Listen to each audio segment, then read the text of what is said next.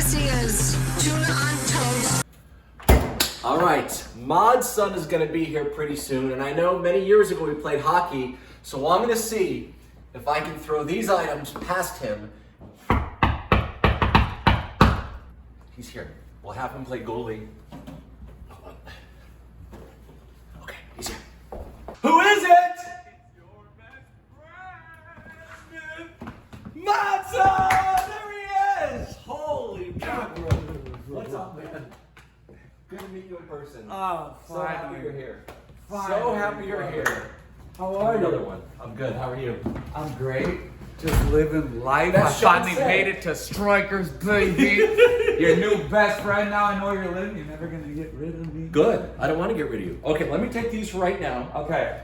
Give me the Red Bull quickly. Oh no. We're doing a quick thing, real no. quick, before we go to the studio. Oh, I know. You're gonna put this on. I'm gonna try to score goals on you right now. You play goalie in hockey. Come on, bro. Look at it. Let me get serious. This is the plan. Okay. The wood is the goal. Okay. Anything higher is no good. Right, you put me on the spot. If you block 2, I play your song this weekend on the radio. Rich kids ruin everything. All right. If I block 2? Yeah, just 2 Oh, out of come on. Let's 2 out go. of 5. Let's go. Okay, here we go. Hey, what about this? That counts. Okay. That counts. There we go. Come on, block 2. Let's Block go. 2. Here we Let's go. Just. Oh my God! He blocked 3. Go hard. Shit. Okay. Okay, here we go. Tennis ball. Go hard, bro. I know where you're looking. Yes. Yes. I got 1. Good job. Good job. That was good. Was that fun? Yeah, that was good. You got a Red Bull? You want water too? Yeah, I'll take a water. Spin drift. Look at this amazing painting right here, though. Thanks, man. Yeah, look at that. Nelson de la Nuez. Oh, it's amazing. Yeah, he's got a lot of great stuff. Oh, it's amazing. Thanks. He's gonna play my song on the radio. Of course I am. He's gonna play my song. Did you like it? Of course I liked it. Rich Kids Ruin Everything is great. It's got seal of approval, baby. Life is good, baby. Thanks, man. Watch your head. What? Watch your feet. Watch your head, watch your feet. Did I tell you? Yes. I'm the biggest fan of this podcast. Thank you. Oh my God. Watch your head, watch your feet. You Yeah. sit right there, I'll sit I'll here. sit right and then I'll there, close you the sit door. right there, And what are you close gonna the do with the door. wood here? You gotta respect the wood. Respect the wood. Here's the coaster We've just got, in we've case. got a real nice centerpiece going on right here. Yes. Hey everybody, and welcome to another episode of Tuna on Toast, joined today by a gentleman who can write, perform, produce, direct, and is an incredible artist in all ways. And he's here at my house sitting next to me, Mod's son. Oh man! Welcome. What a great intro! I'm gonna need that's gonna be the intro on my next album right there. Please. Yeah. Oh there my we go. God. Thank you for having me today, bro. Thank you so much for being here, man. You and I struck up some communication like, I don't know, 4 or 5 years ago you on wanna, Instagram. You want to really know? Yeah. Probably 10 years ago. No. Yeah. Did I mess up? No. You were awesome. A gentleman by the name of Cisco Adler. Yes, Cisco. I believe he connected us. I want to say about 10 years ago when I was doing a project with him. Oh my When God. I still lived in Minnesota, I came out here to make music for the first time, staying at his house. In And we made a Malibu? project. Yep. The classic, the famous house out there. Yeah. This was towards like the latter days of Swayze. Okay. And Cisco was really going with production. But yeah, I had hit you up, and I know he had hit you up, and you know, you've always been kind of an integral part of music to me. Oh, thank you. Yeah. Thank you for saying that. And you're such a shining light, dude. Thank you. You really are. Thanks, man. Yeah, our energies kind of really coincide nicely. 100%. Yes. I mean, I root for people so hard to do well, whether it's an artist that's been in the business for 2 years or 25 years. Mm-hmm. It is so hard to get people to care and to stick with you for 1 year, 2 years, or 5 years. From your perspective and what you've been doing over the last 5 to 10 years, what's it like?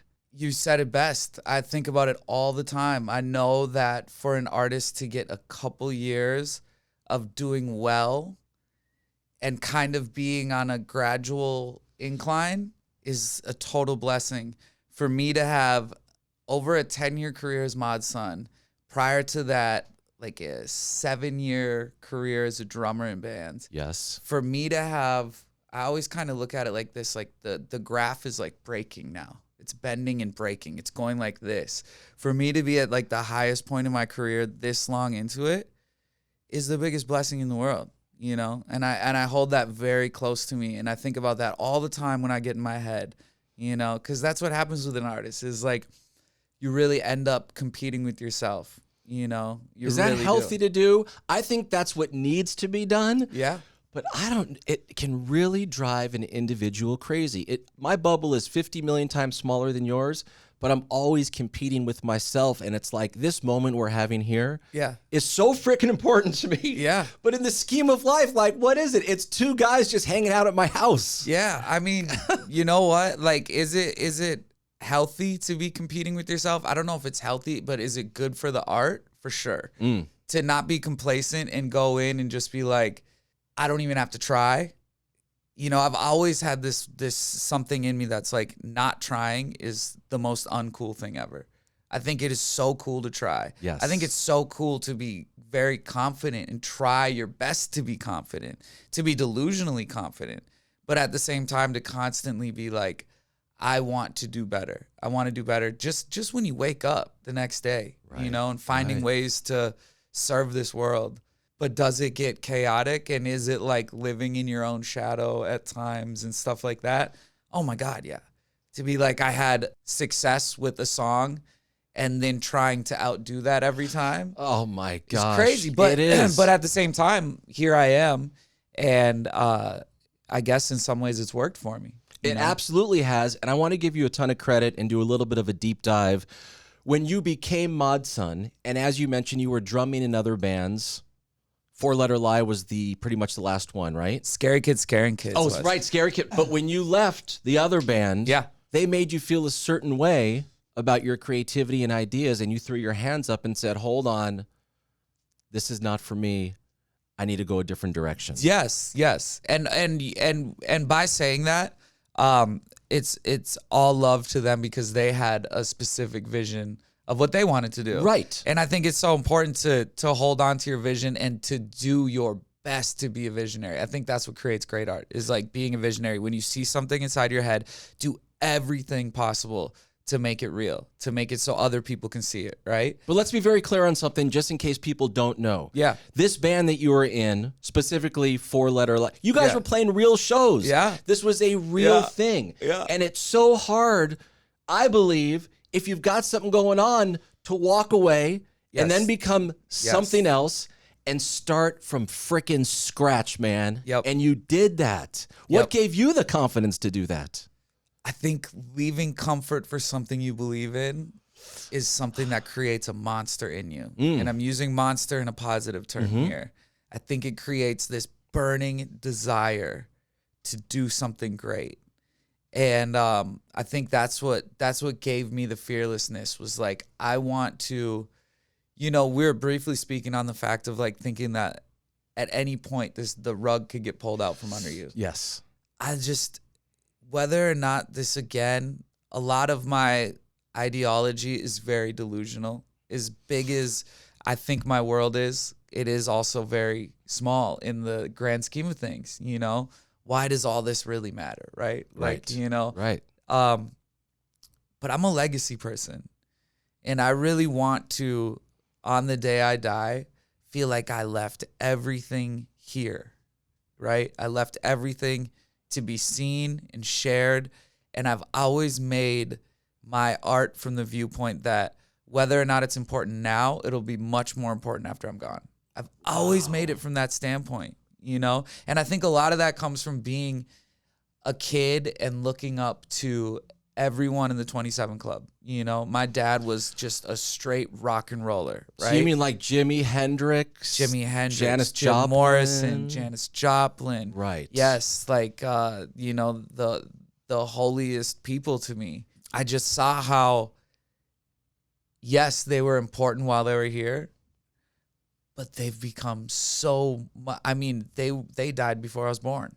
Right. You know? Right. And they became my heroes. And so I always looked at that as like, you can be a hero long after you're gone, you know? And so wanting to create out of what truly was in my heart and do it in my way, you know, that great Frank Sinatra song, I did it my way. Yes. You know, Yeah. regrets. I've had a few, but too few to mention. Right. You know, Yeah. Yes. I did it my way at the end of the day. Right. And that's what I knew would make me proud at the end of my life on my deathbed, sitting there. It would make me proud to be like, you know what? You could have always taken an easy route, and instead you wanted to go uphill battle, you know? And you know what happens when you do it your own way? Yeah. It's authentic. Yeah. And if it's authentic, Yeah. it's people are going to gravitate towards it. And then you've got it for life. It's not some phony baloney thing that you conjured up one day. It's absolutely who you are. And to put yourself in the position you have coming from where you have come from in Minnesota, at times it seemed like you were living out in the sticks somewhere, like on a farm or something. Yeah. Like, what was that like? Yeah. I was born on a farm. You were born on a farm in Minnesota, right? Yeah. Well, you know, we moved to a farm when I was like 3 months old. Okay. So Yeah. yes, I was from all my recollection of growing up at my earliest point was living on a farm with no neighbors, no friends around, no young kids, and it was me and my imagination. And due to that, I have lived in my own world my whole life. I've lived inside of my head. I always say, like, I have this wallpaper on the inside of my skull that is just like so beautiful to look at. And that's where I stay. I've never grown out of that. I've never grown out of this like creative imagination state. And so I think like if I was born in the middle of a city with a bunch of friends, I would have been totally different. But due to that, I've been such like a internal living in this magical state that life is like a playground to me, you know? And was it not just where you were living, but the dynamic of your family and your friends growing up? Yeah. Well, you know, I was raised by my mother and my sister.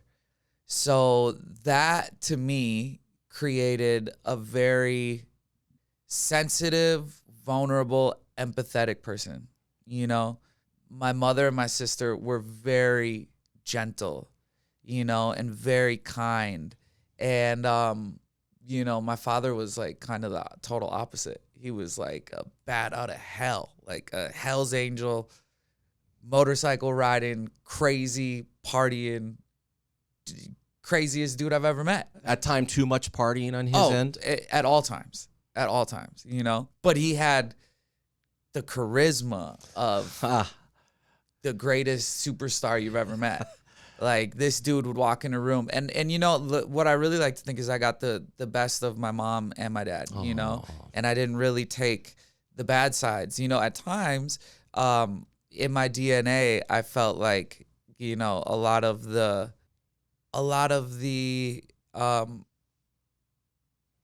chaos was definitely living within me, and I had to break that. And, you know, 3 years ago, I made a decision to like move that part out of my life. Right. And due to being raised by my mother and my sister, I feel like I got this like real vulnerability. You know, like I don't know, because I didn't really get to have it, the father and son dynamic.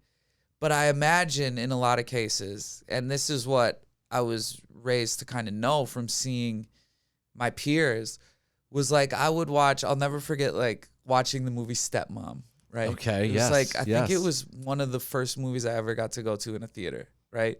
And I was with my mom, my sister, and I was watching it. And here's my mom on this side, my sister on this side, and I start crying, right?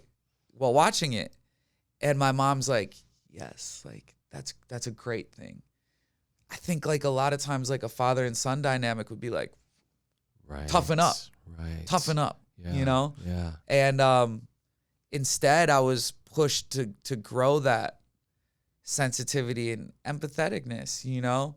And I'll never forget moments like that of being like, it's okay to be like that, you know? And I think that in a lot of ways through my music, I have definitely pushed the idea that it's great to be emotional. It's great to be in touch with your emotions. It's great to be an open book and share things and not try to hold everything in. And yeah, I mean, my childhood is, you know, in so many ways the reason I am who I am. It's great to be an open book, as you just said. It is not easy. I'm not saying this to you, but in general, it's hard to be an open book because when you're open, you become vulnerable. Yeah. But I believe that vulnerability is one of the most charming traits that one could have no matter what your career is. Yeah. If you can just be like, this is me, these are my emotions. It's a result of some of this crap or great things that happened in my life, and this is what I'm experiencing now. And so again, like kudos for being an open book because it has led to the great art. What about the song Room?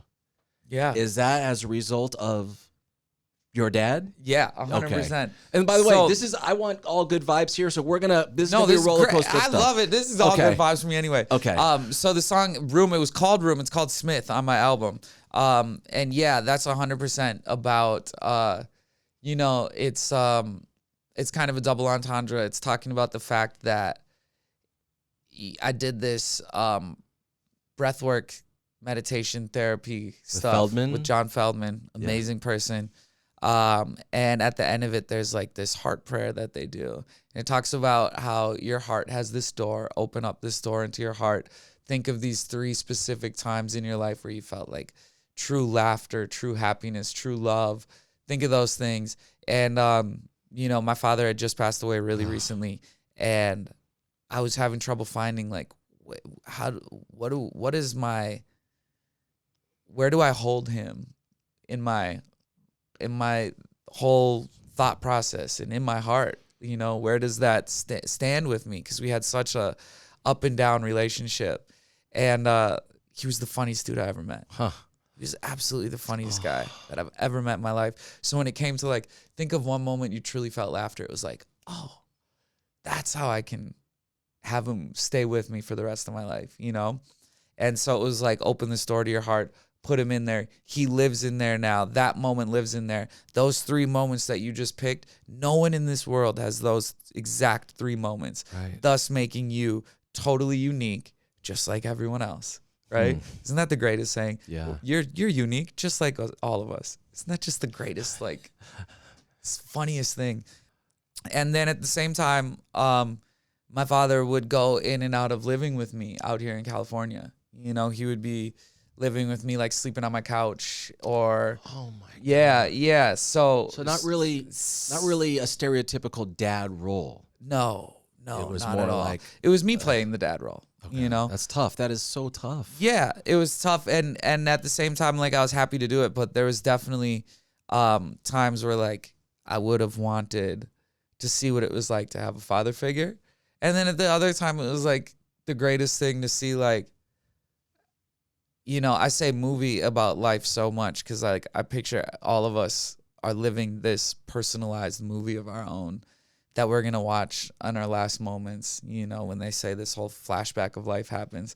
Like, that's your movie, you know? Right. And have the most interesting movie.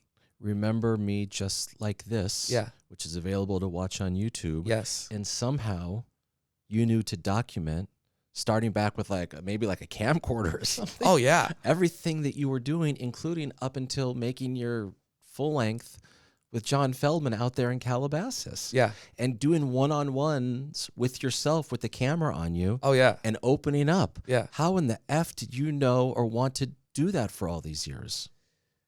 I think the best duty you can do to this world is give something of inspiration and hope, right?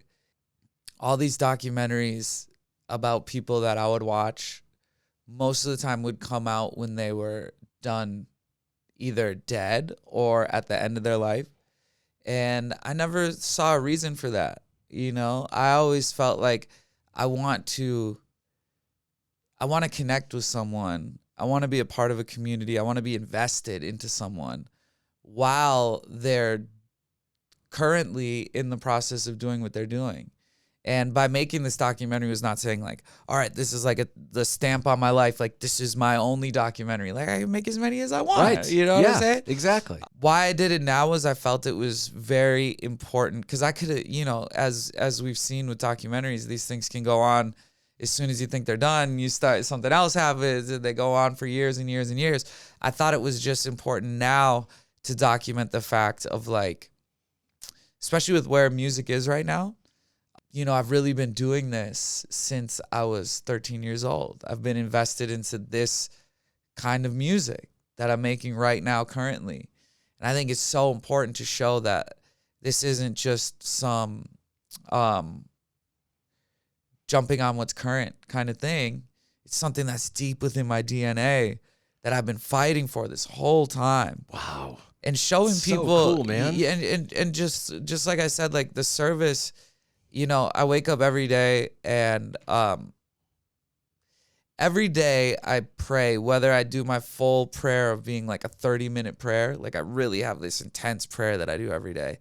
Whether it's a short one or a long one, I always say like, I'm a servant to you and all of God's children to make this world a better place, right? I believe in God. That's a new thing within the last 3 years. I've been atheist in my life. I've been spiritual in a way of being like, I'm open to everything. Like at this point in my life, I'm very faithful into like God is who I'm praying to. And to be a servant to this world, to try to make it a better place. I think in my story, it's the story of perseverance, you know? It's the story of a million no's for one yes. And if anyone can take anything from that, it's to just understand the day you give up is the closest you were to getting it, you know? Right. And right. And I love that it's been documented that there was these times where I was looking like I was about to do it, and then it was right back to zero, you know? And then starting something new and no one understanding it and getting good and right back to zero. To show that I've had this drive this whole time that was kind of self-inflicted, you know? I never really was that kid that had people around me being like, you are special. You are one. You're so talented.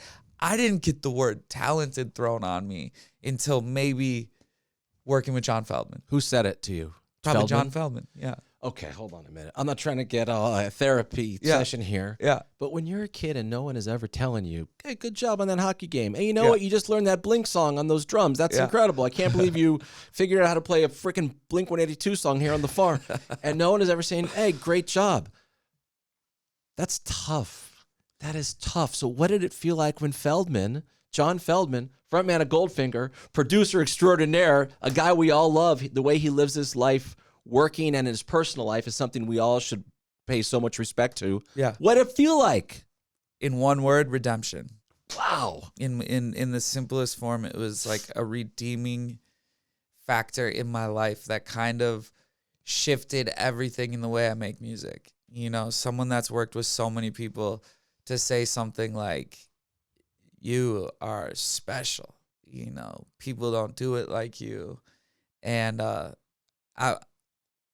my whole goal with everything is to have my feet firmly planted on the ground, even though my head is in the clouds. I don't like to sound egotistical. I've had points in my life where I was just like, yeah, trying to like remain as humble as possible. So when I say these things, it's like someone telling me that, and I feel very grateful for it. But it really, it was like when something's broken and the wires are crossed and they're not connected, and then it's all of a sudden the rewiring thing that happens, you know? Right. Yeah. And yes. relearning how to do things from the standpoint of feeling like you are worthy of it. The whole imposter syndrome was something that would seep into my skin through what maybe the general public would kind of push upon me, right? And be like, yeah, like I can go on tour and headline shows and have people that buy my merch and do this, but then like, am I good enough like to be deserved? Like, do I deserve that? And it was working with John Feldman where I finally like felt like deserving of it. It was finally the first time, you know, my whole life I was scared to say I have the greatest job in the world, because I was like, dude, this isn't a job. Like, you've worked a real job, and like what you get to do is not a job. And then finally working with John Feldman, I was like, you know what? This is a job. This is my job. This is my what I was put here to do, and it is work. you know? It's real work. There's a lot of time. You put yourself out there to be judged every single day. I know that's just part of it, but constantly creating a product, keeping up with everybody. You are a creative force, and that's probably what John Feldman saw. Like, wait a minute, I know who this dude is. He can drum like crazy. He writes poetry. He's incredible on stage. Like, oh, what? Do you know what it was specifically for you where John Feldman was like, whoa, hold on a minute, this guy is really good? Was it something in particular? Yeah. What was it? Yeah, it was the first time I walked into a studio. Yes. I was writing for another group that he was working with. Okay. And we're doing the typical writing thing. You're sitting around in the studio with an acoustic guitar, and you're like, what's our concept and what's this and that? And it wasn't really, the idea that we were working on wasn't really going anywhere.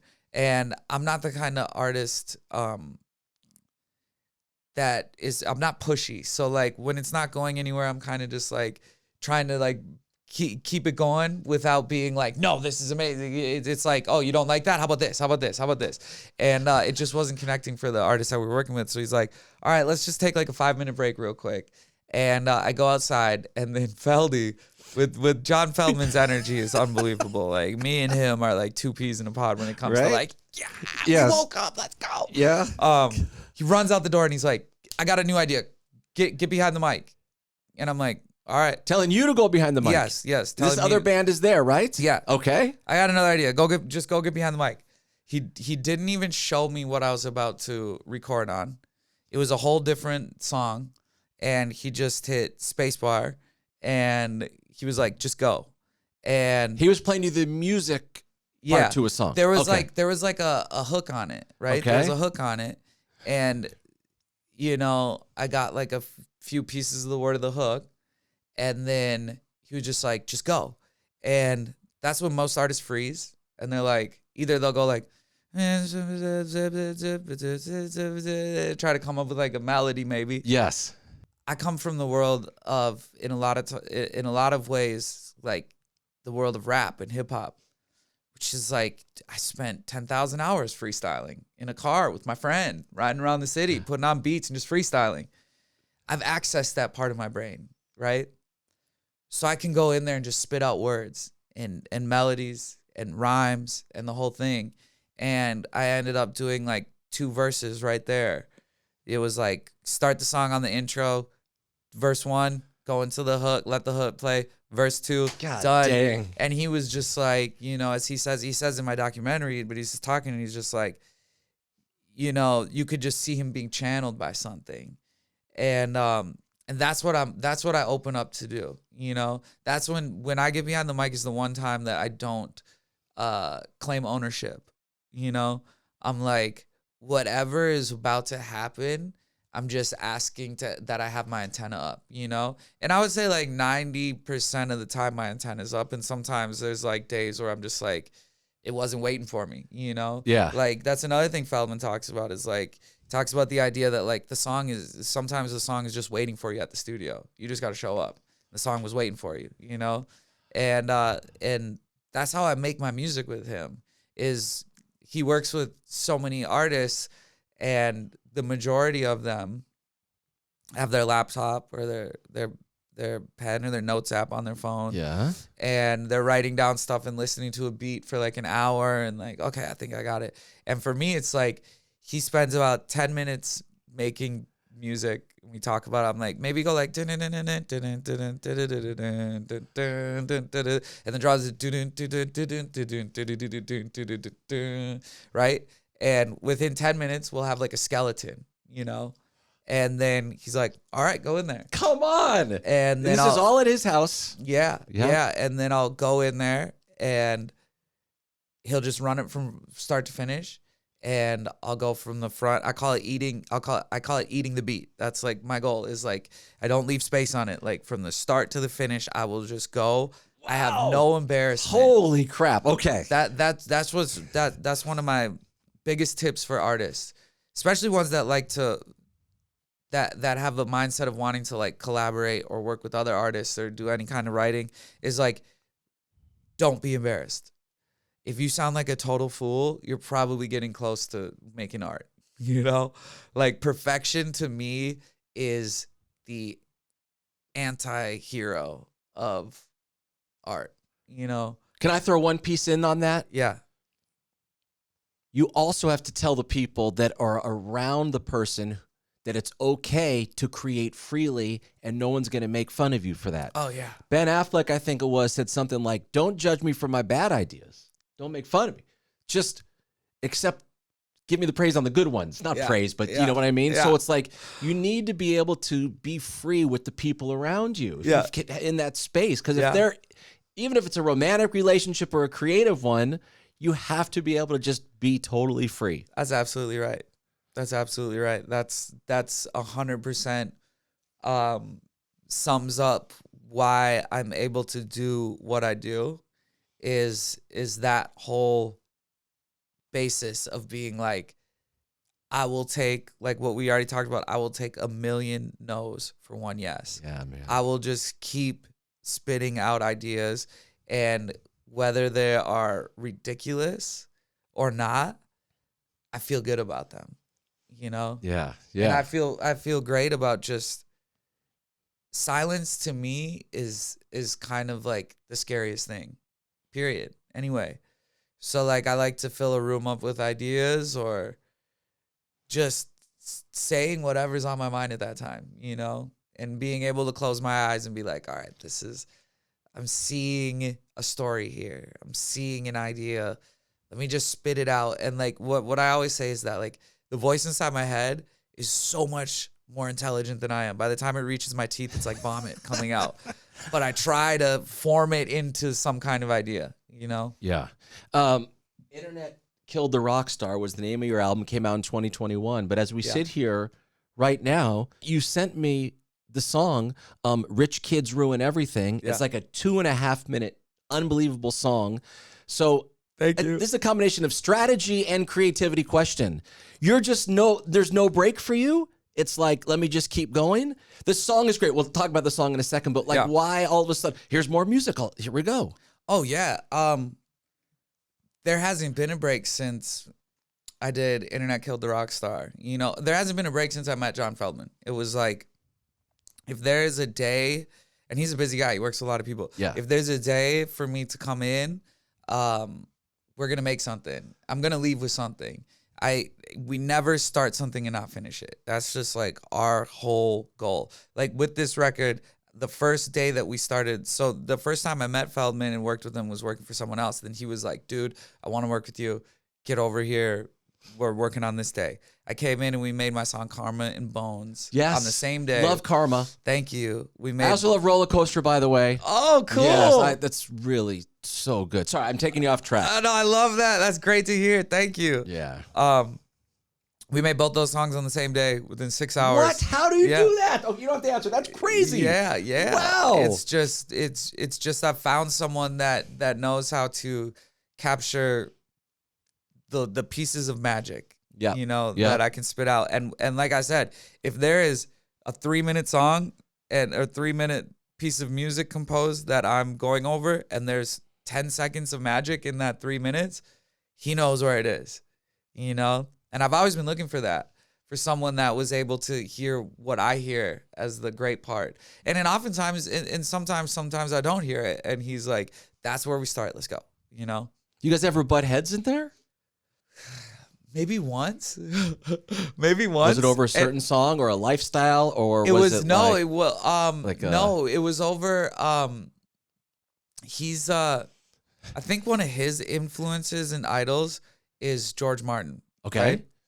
Right? Who famously said to the Beatles, they would be like, yo, we kind of want to go back and maybe like fix this one part. And he's like, no. He's like, he's like, you just make another song. He's like, that what you did, that's what it's supposed to be. And so the only time we've ever like butt heads was me being like, yo, dude, like, I kind of want to go back and change something. Tinker a little. And he's like, dude, it's great how it is. You know, I'm not a go back guy. And I so respect that about him. He has like a firm belief in like capturing magic, you know, in the wild. Like that's what going to the studio is for me. It's like being like a hunter in the middle of the forest, like hiding behind trees and hunting for magic. You know what I'm saying? You like see it and you're trying to like hunt it down, right? Like that's kind of like my whole ideology with it. That's good. Little bullet point on Feldman that he does not want to go back. Dude, it's good enough. Let's move on. Yeah. I would go crazy if someone said, if I'm like, I gotta go back. I want to fix this thing. And he'll let you. He will let you. Say wants me to always say, no, don't go back and do anything. He's not the kind of producer that's like, I know all. He's very open to everything. We trust each other so much that he really cares about me to the point that he's like, he'll give it a shot, but he knows when he hears something great. And I love that about him. And he'll do it. I'm sure he works differently with other artists and stuff. But that's like the kind of things that we've grown to love each other for, you know? The song Rich Kids Ruin Everything. I'm playing it on the radio. It's going to be blasted out on many stations at once. How many days did this take? Was it a song you wrote down or he gave you music and you just started singing? How'd it come together? It happened in one day, Nice. in one session. And I had the idea of Rich Kids Ruin Everything. Like I'm a titles person. So I just like had that. I was like, oh man, like this is a statement, you know? I wanted to make a statement song. I wanted to make something that was tongue in cheek. And I wanted to make something that spoke to my youth, you know? And so we went in and started making the music. I did it with my friend Lil Aaron. You know Lil Aaron? Yeah. Lil Aaron was there, who's a great person to help steer the ship too. He's a great writer, great person to have in the studio. And I was just like, yo, I want to make a song called this, and let's do it. And I wanted to make something that definitely felt like me saying something to my high school self, you know? The whole like basis of the song is that it's for the kids who didn't have it easy, you know, which is kind of what we've been talking about this whole time already, is like the kids that didn't have it easy, the kids that weren't told that they were special or that they weren't exceptionally beautiful or that they didn't have rich parents, you know, that really had to go from the ground up doing this. And there's a turnaround in it that's like talks about like one day we'll make it. You know what I'm saying? It's not like just this song where I'm like talking like rich kids, like you're the worst. It's like it's really saying like it's not saying don't become rich. It's not saying don't become successful. It's really for the kids that were picked on and told no and the underdogs of this world. You know, I like to, in my eyes, like what if I could be a superhero, like part of like, let's say like the Marvel cast or something, I would want to be the defender of the underdogs. Yeah, you know, that would be what my title I'd like to have. And so I feel like there's this giant topic that's not being talked about right now. And it's like talking about pop culture, you know, it's talking about where pop culture is right now. And it's very tongue in cheek, you know, it's got parts in it where every time I play it for someone, there's like two specific parts in it where they hear it and they laugh and they're like, oh. And I've never really had something like that. You know, I've never really had a song that was like, oh, that's kind of funny. And you know what? Like, again, being a pop punk kid, being an emo kid, like that's really what I was from 6th grade on, 7th grade on. You like know? the something corporates of the world, the newfound glories of the world, right? Starting line. I mean, you just said like my holy trinity right there. Yeah, 100%. I mean, those are all drive-through bands. I was a drive-through kid. Right, they're drive-through bands. That's I was right. a drive-through records kid through and through. I played something corporate on the radio. What song? If You See Jordan. If You See Jordan. Written in 6. Not many songs on the radio are in 6. 1, 2, 3, 4, 5, 6. 1, 2. That's So what was that? Was that 2001 or 2 or something? 2002. Okay, I would so say. the band they were so nice. Yeah. And it's, you know, being on the radio, you know, there's a lot of times where your boss is like, play this song, but it's the way you present it as the host, which is your enthusiasm and maybe a couple bullet. And like, I was so enthusiastic. Anyway, they ended up taking me for sushi on Sunset Boulevard. Do you know where Pink Taco is on Sunset? Of course, bro. That used to be a sushi restaurant. Really? So we went and had sushi and sake, and they gave me a Bad News Bears baseball jersey as a present. Oh my god. And it was like that.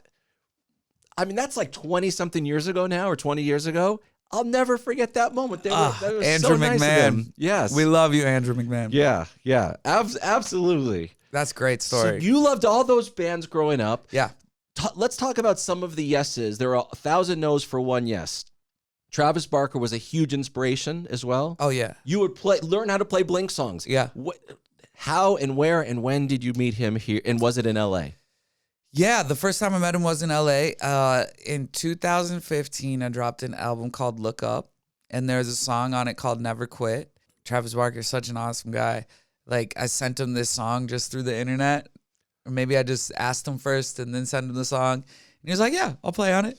And I was like, all right. I was living in Minnesota. I was like, I will be in California. It's such a memorable trip for me. I went out to California. This is when I was like, ooh, I'm going to kind of like, maybe I'll move here. And I was kind of like looking at spots. So anyways, I showed up to his studio at the time. And I can't remember who was there, but he had the funniest story. I think it was either Tim Armstrong or Lars, one of them. Okay. Was also there. I believe it was one of them. It was probably Tim because they were in the Transplants together. I think it might have just to been guess. Tim.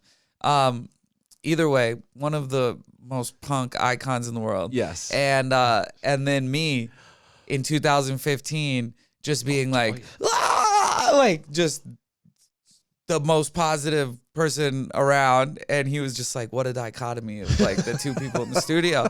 But one of the yeses definitely, like as a kid, there was this really good drummer in town, and we were gonna play in the 9th grade talent show. Okay. And I went, and my guitar player, who was friends with the drummer, was like, let's go, like, I think this was his nice way of saying, like, you're not really playing that well. He's like, let's go have you play in front of this drummer, and he can give you a few pointers. And I was like, all right, cool.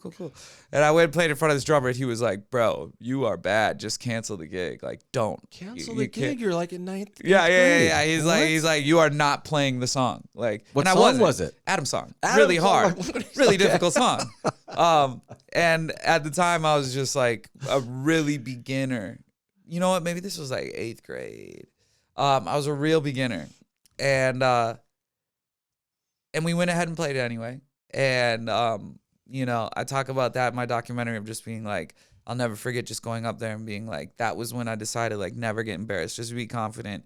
Confidence shows more than skill, And so anyways, I had held that with me, playing Adam's song in front of this kid. So then the day I met Travis Barker, I got to sit down behind his kit and play the part for Adam's song, which is like, it's a hard part, but I had it down at that point. So anyways, I sat down and played in front of him, and he was like, yeah, nice. Oh my He was like, God. he wasn't like, you're amazing, but he was definitely like, good job. Yeah, that's it. So that was definitely a big yes. And that was moment. on your debut full-length album. Yeah. MGK on there. Black Bear Black also Bear. made an appearance. Yeah. And you've got these like super talented people. Yeah. And those relationships that were formed then Yeah. are still going strong. Oh yeah. That's so cool, man. It is really cool. That's a very Wow. fortunate thing. I think about it all the time. I don't really have, there's so many people that have friends that they went to like high school with, that they stayed in touch with. And I'm trying to like reconnect those things now lately. And a couple of them have been seen, but I do have friends that have been with me and for a decade now, like Black Bear and Kells. I mean, those are two people right there that like I really have, that we've come up together, Right. and remain close. And I'm their biggest fans, dude. Like I'm I am that kid that is a complete music fan, like I am listening to whenever they drop a song, I'm one of the first to listen to it right away. I'm texting them, oh my God, this part's great. And like, I'm just a big fan, like, of all this. And you know what? That is so charming because when you came over, you told me on the internet, but you also said here that you've watched almost every one of these episodes that I do. I think there's only one I haven't watched. That makes me feel so good. Huge question. Yeah. How important is it in 2022 for the artist to support other artists? Is it happening more than I think or less than I think? Like where is it? That's a great question. How important is it? I think that the sense of community right now that's happening within, you know, when growing up, like I was a part of what I call the scene. It was the scene. You know what I'm saying? I was a scene kid. That was what we got made fun of for being scene kids. You know what I'm saying? And nowadays there's like this whole new scene happening right now. And I think being fans of each other and supporting each other is awesome. And I think I'm seeing people do more of it. And I like to think that I'm supportive of my contemporaries and my peers and stuff like that. I think that building this community back up right now, you know, history repeats itself. We've seen it over and over again. Yeah. The clock turns back. Yep. I think it's happening right now. So I guess I would like to see more of it, and I would like to do more of it actively. I would like to step up and be doing more of that. You know, I think it just comes down to like sharing other people's songs and art and all that, or just like leaving a comment on their post and stuff like that. Right. Yeah. I think it is important. I think that we could all do it more, you know, including myself, because there's room for everyone. You Yes. know? There is room for everybody. Yeah, there is. And I 100% agree. And I definitely am a victim of doing the opposite of that sometimes and thinking like, oh, I need to, maybe sometimes I get in my head and be like, you know, sometimes I think there's not room for all of us, right? But there really is. And I would like to definitely work on that more, you know, personally. Right. So back to a therapy session, you know, I really do think that there is room to grow for myself in that way. Because that's part of the beauty of music, you know, is creating a community. Right. The touring aspect of things, I think, is great. I think that, you know, you don't really see headliners just go out without support. They always have support. And a lot of times, you know, I'm with a agency, and as much as you want to think going with a booking agent that you're going to just get tours, most of the time it comes from your relationships with people, and they take out their friends, you know. But I would like to grow in that way and be more supportive. Chris Caraba from Dashboard said, and he was just here in that seat. I know, man. I'm feeling good sitting in the same spot as him. He was talking about And your joke at the beginning was amazing. which one? And the gate was locked, so Oh, yeah. I jumped in, and I let you in. Thank you. You were putting water on the street. Yes. The seats were right. Oh my God, I was dying laughing. I was like, I hope people are picking up on that joke because that's I don't know. amazing. You got it, so I think other people got it, and Yeah. I was so embarrassed to tell him that the gate was locked, but it was actually open. He could have walked right in. He loved it. He didn't put his hands on my waist or mine on his. What a nice guy. What the nicest guy. And you don't get to really hear him talk that much. No, he opened up a lot. But Yeah. the quick thing is, so many bands, he said, were friendly to him and made him feel welcome. And because of that, he could let his guard down on stage and just enjoy it. That story that he told of, what was it, Toby from H2O? Yes. The pep said talk. like, you belong here. You belong here. Yeah. Man alive. And it feels like that stayed like Feldman to you. That's yeah, kind there of you what go. he I mean, did. it's like for all the people out there, you know, again, offering any kind of service, like that's what I would like to be able to do to the people that are coming up, you know? Question then. Yeah. 20-year-old, maybe 25-year-old, 18-year-old sends you a song. What are you listening for, and then what are you looking for that's going to pique your interest?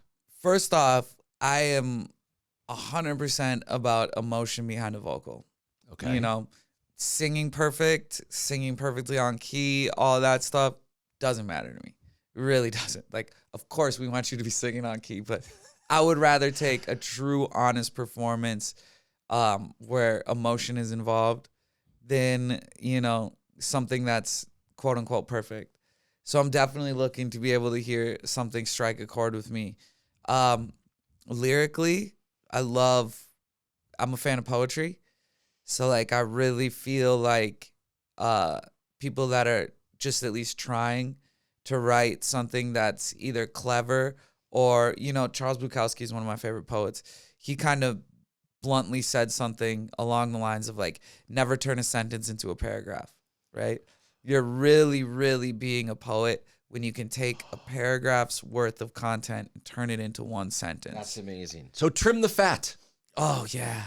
Oh, yeah. Try to say it in as few words as possible. Okay, you know? right. And word economy. yeah. Word economy. Yes. Very good. Stryker. That's what Fat Mike was calling you. Stryker. Stryker. Word economy is really important. Yeah. And then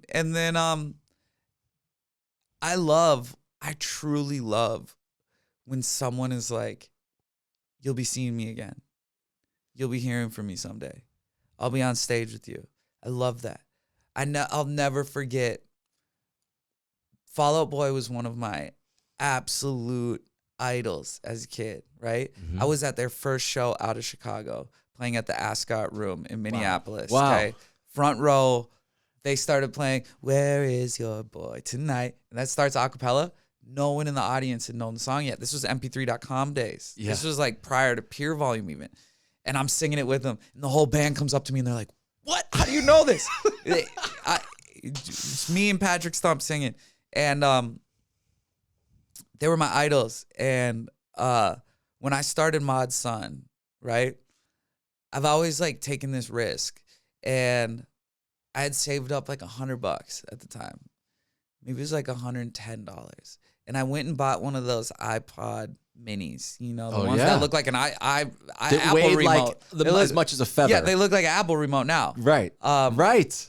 And I took my first project that I made. It was called All By Myself. And funny, Rich Kids Ruin Everything. My first project was called All By Myself, but it was B-U-Y? apostrophe LLBUY. Oh, yeah, All okay. By Myself. And it was kind of like a wordplay. I put these 10 songs on one of those iPod minis, and I went to like the craft store, and I got like a twine, and I put all these beads on it and made this necklace where the iPod mini sat there. And Fall Out Boy was playing at like the XL Energy Center in Minnesota. Okay. And I snuck in backstage, which is very difficult at an arena, you know? But I had been finessing for a long time as a kid. You know, I've been a hustler. So I snuck in backstage, and I walked right into his dressing room. I walked right. Patrick Stump? No, into the Fall Out Boy dressing room. Okay. I walked right up to Pete Wentz, and I handed him this iPod mini with a necklace. And he goes, "What is this?" And I was like, "My music is on here. And I made this for you. I want you to have it. I was at your guys' first show back in the day. I was that kid singing in the front row." And I was like, "I want you to have this and listen to this music." And I turned around and started walking out of the room. And he goes, "How will I know who you are?" And I go, "You'll see me again one day. My name is Mod. My name is Mod Sun." Yeah, yeah. And then I met him. I saw him years later at South by So What Festival down in Texas, which I'm actually playing again this year. My career has been so wild. And I think his band Black Cards might have been playing, which was when he was in a band with BB Rexa. Yes. And I walked up to him and I was like, "Yo, bro, I'm Mod Sun. You remember when I gave you that?" You know, this is like 4 years later. I'm kind of like doing my thing now. What'd he say? He goes, "Yeah, man." He goes, I still have that thing in my next to my bed in the what's it called, bedpost, whatever. Yeah, bedside table. Yeah, I still have that. He goes, "I took your music off and put some other music on it, but I still have it." And I was like, "Oh man, that's the coolest thing ever." But going back to, I know, man, have that confidence, that delusional confidence. That's what I would look for in an artist coming up. You know. Because you are a producer officially. You are. You don't have to sing on songs. Yeah. It seems like you can use your knowledge that you've acquired and your creativity, your creative force, as I've said, bring in an artist, young, old, super, whatever it is, and help them. Yeah. Like, oh man. Wait, what's the last thing you produced? Avril or no? Yeah. You did? Yeah. Was that tough? No, not at all. It wasn't? No. You didn't feel nervous? Not because of any relationship, anything. No. I mean, like, Oh my gosh. I wouldn't say my nervous. decisions are going to have some. No. Yeah, I okay. wouldn't say it was nervous. It was super gratitude being in that room, you know, being in the room with some. So here's another story about John Feldman. Like when I was a kid sitting at the 6th stair skateboarding, like that used album that came out. Yes. That John Feldman The produced. debut album one? Yeah. With Blue and Yellow, Buried Yes. Myself Alive, Taste of Ink. Yes. Yes. That album came out and it defined my high school experience. You know, it defined everything about me at that time. And when 4 Letter Lie got signed to Victory Records, Yes. they were like, make a list of people you want to work with, who you want to produce this album. I was like, John Feldman. I want to work with John Feldman. That's all I want to work with, John Feldman. Victory was like, you can't afford John Feldman. That's not happening. You know what I'm saying? But I had wanted to work with him forever. So like John Feldman, you know, there's a part in the making of that used album where John Feldman is throwing a trash can at Bert to get him to scream, right? And I'll never forget seeing that and being like, that is a producer. Like getting something out of someone. That is a producer going all out with it. And I had wanted to work with him my whole entire life.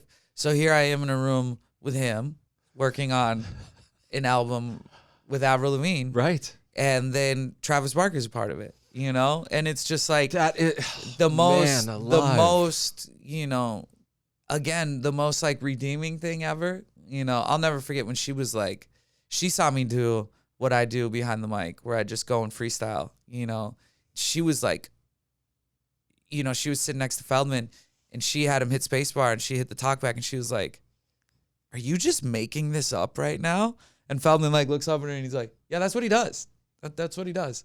And she was like, oh my God, like I've never seen someone do that. And my whole world changed through those moments. And there was no pressure making that album, you know. She wanted to make that album and she steered the ship completely, you know.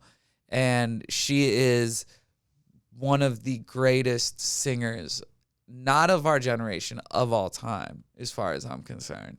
I've never, ever seen someone be able to do what she can do with her voice and have such an identity to it. Right. You know it's her. Absolutely. You know what I'm saying? You Yes. absolutely know it's her when she does it. And she has these inflections in her voice that could never be taught. It could never be taught. And that's an instinct plus a talent, right? Yeah. Yeah. Wow. More, you know what it is? I think it's more instinct. I think it's more being channeled to create the voice of your dreams. You know, I think that she sings what she hears in her head, you know, and she's one of the absolute greatest. And working with her, working with John Feldman, working with Travis Barker, absolute dream come true. I mean, it really was. And the album's doing amazing. Yep. And Love Sucks. That's the name of it. Yeah, Of the course. album's name is Love Sucks. It's out now. It's doing great. People are, you know, saying great things about it. And I'm so happy for you. it's really crazy. So I will always root for you, man. Man, thank always, you. always have, even though it's our first time meeting. Yeah. But and no one has ever been in this chair that didn't have a story. And it's I think you and I may have talked off air. I can't remember if it was off or on, but learning your story makes me want to just like hug you, hold you, Yeah. root you on, cheer you on. Yeah. Even more than ever. Wow. Man. Good for you on everything. Congratulations. Thank you. Man, Thank you. And it's just the start. You know what I'm saying? Yeah. It's just the it's just start. the start. Right. You're not like this. Yeah. You're like slowly, and it's getting bigger and bigger. Yeah. Yeah. Yeah. And So great to see. and just gonna, you know, keep working. Like there's this great quote that's like, inspiration does happen, but it's got to find you working, you know? So as long as I'm keeping my hands busy and staying creative, I feel like I'm just going to be able to do this until I'm old and dead. Yes. You know? You will. Yeah. Absolutely. That's the goal. So glad you're healthy. You look great. You sound great. Oh, one last thing before we go. Yeah. Did Machine Gun Kelly buy you a car? He was drunk saying, I'm buying you a car tomorrow when he kicked the thing. Did he buy you the car? I should have held him to that. Yeah, I mean, no. he must have said it. You know, some people, they have too much. know. Hey, I've had too much drink. I repeat the same thing. He Yeah. said it 8,000 times. Yeah, I Did know. he buy you the car? I know. Yo, in my head, I was like, man. I was like, that would be cool, actually. I maybe started picking out cars at that moment. I was like, what would I want? What would I want? He fixed my windshield. You know, that was good enough. Okay. And Bloody Valentine, by the way. Yeah. Are you responsible for My Blood and just keep extending the 2 words instead of throwing extra words in there? You know, I don't like to take responsibility for That's anything, but like Creative. Yeah. We made that song together and wrote it together, and you know, there's a video online, of us making it and, you know, putting it together. Yeah. And again, the greatest things happen, you know, I think, in another tip for artists is like, some of the greatest things happen in a very short amount of time. You know, it's like, there's this, I have so many, there's this sayings, but there's this one saying that's like, whatever your favorite, let's say you have a favorite sandwich, right? Would you like that sandwich more if it took an hour to make, or are you perfectly fine if your favorite sandwich is made in 5 minutes? 5 minutes. Right? Yeah. You're perfectly fine. You're not like, well, this didn't take an hour to make. How is it my favorite? You know? So it's like, for artists, it's like, you know, sometimes you got to let go of that idea that to create something great, it must have taken a lot of time. You know? Sometimes the greatest things are the things that, I often say, I would rather not think than overthink. I would rather completely let go of the thought process than be overthinking, because overthinking is detrimental. Right. It really Yes, is. The yeah. second you start second guessing yourself is when you're headed down the wrong street, you know? And so for all the artists and writers, I'm sure there's so many artists that watch this, because I can't be one of the only ones that's addicted to your podcast that's an artist, man. you know? I'm always sure there's curious, so who many. is out there? Who's out there checking this thing out? Yeah, I mean, there's got to be just like so many artists. I feel like you're the artist's favorite podcast, you know? I really thank do. you. And we all love you very much, bro. You've done so much for music, and you've always I've been been very lucky. someone that's pulled people up, you know? So Thanks, man. it's super appreciative, and a pleasure being on this podcast. Love having you on. Yeah. Thank you, man. Mud Son. My man. Remember Me Just Like This? Yeah. You guys can watch it on YouTube. The new song is Rich Kids Ruin Everything. Yes. And he's a gentleman and artist we need to support, because he does so many things so great. And that's the episode. Thanks to Mod Son. Tuna on Toast with Ted Stryker. I am Ted Stryker. Happy snuggles. Bye-bye. Yeah! Hope you enjoyed. Now hit that subscribe button. And for more Tuna on Toast, listen wherever you get your podcasts.